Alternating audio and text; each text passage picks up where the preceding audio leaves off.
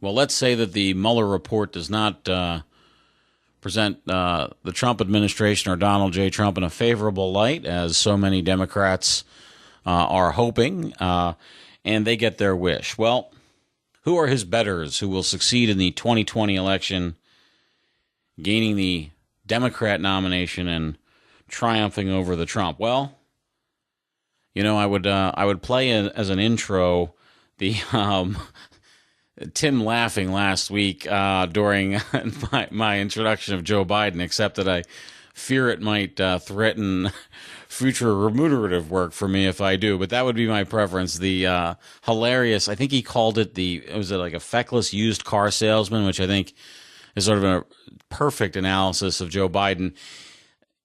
He flubbed his own campaign intro by telegraphing it, and also did so at a time when it's so great.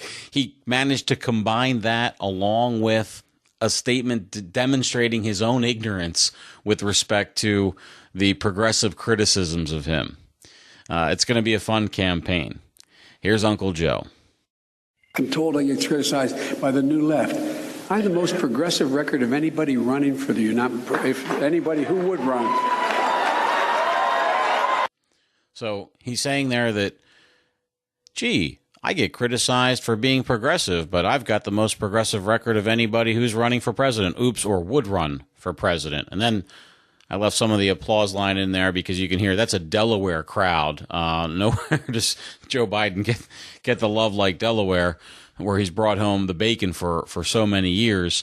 And those people really want him to run because if he gets power, they get power. So they definitely want him to run. But are the rest of the country clamoring for a Biden presidency? Well, the hilarious thing there is that he thinks that he is the most progressive candidate. Joe Biden is a candidate for big banks and for Wall Street and for establishment. And the progressives are going to want to have nothing to do with him. Perhaps chief among his anti-progressive bona fides is his significant authorship of the 1994 crime bill. That legislation is widely seen by libertarians and true liberals alike as horribly illiberal in its treatment of drug crimes and drug users. Also, how it treats inmates. It, in fact, eliminated higher education for inmates.